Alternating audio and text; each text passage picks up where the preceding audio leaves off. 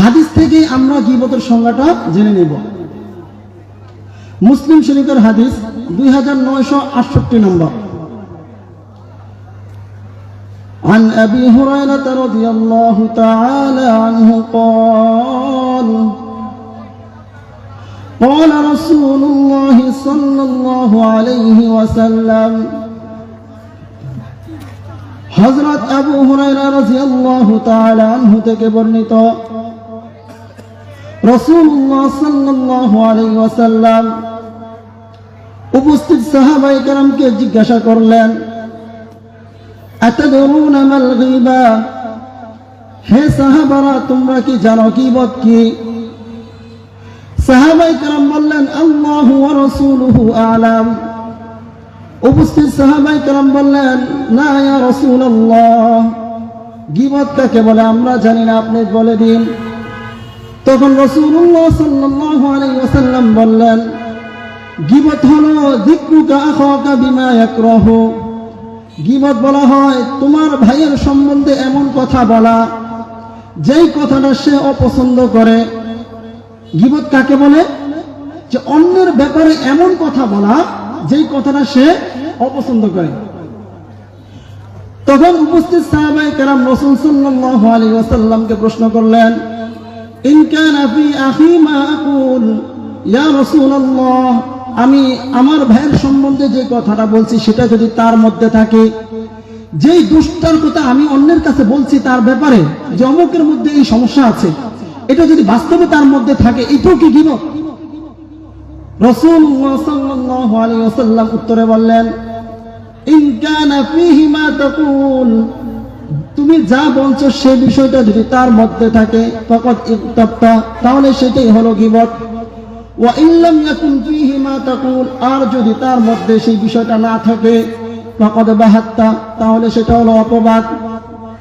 তাহলে অন্যের ব্যাপারে এমন কথা বলা যে কথাটা শুনলে সে কষ্ট পাবে, এটাই হলো গীবত। এখন ওই বিষয়টা যদি তার মধ্যে না থাকে তাহলে সেটাকে বলা হবে অপবাদ। সেটা কি? অপবাদ। গীবত এবং অপবাদ দুটোটাই অপরাধ, দুটোটাই কি? অপরাধ।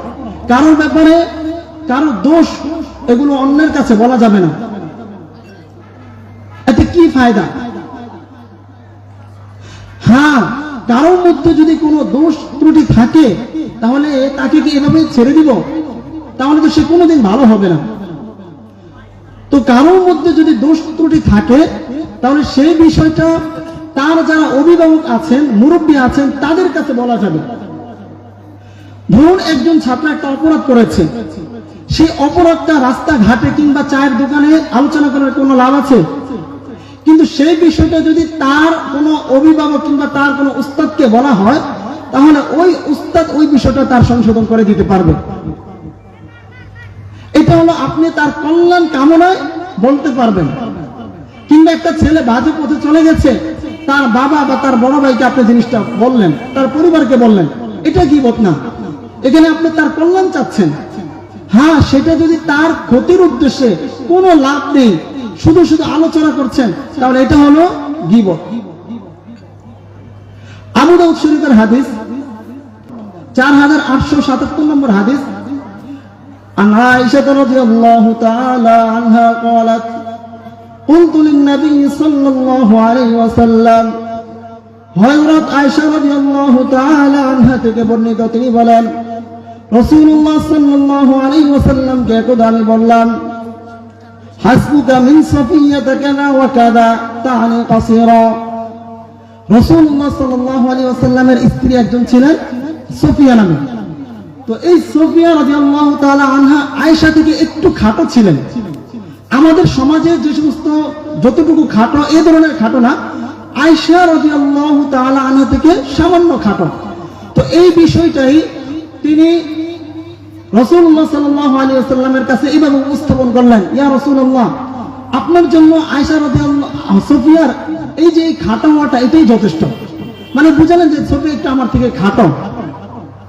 তখন রাসূলুল্লাহ সাল্লাল্লাহু আলাইহি ওয়াসাল্লাম তার উত্তরে বললেন, ইয়া আয়েশা লাকাদ কুলতি কালিমাতান, ওগো আয়েশা, তুমি এমন এক কালিমা, এমন এক বাক্য বলেছ, লাউ মুজিজাত বিমাইল বাহরি, এই কথাটাকে যদি সমুদ্রের পানির সাথে মিশিয়ে দেওয়া হতো, লামাজাজাতহু, তাহলে সমুদ্রের পানিকে, এই কথাটা সমুদ্রের পানির রং এবং স্বাদকে পরিবর্তন করে দিত। আল্লাহু আকবার। আল্লাহ মাফ করুক আমাদেরকে।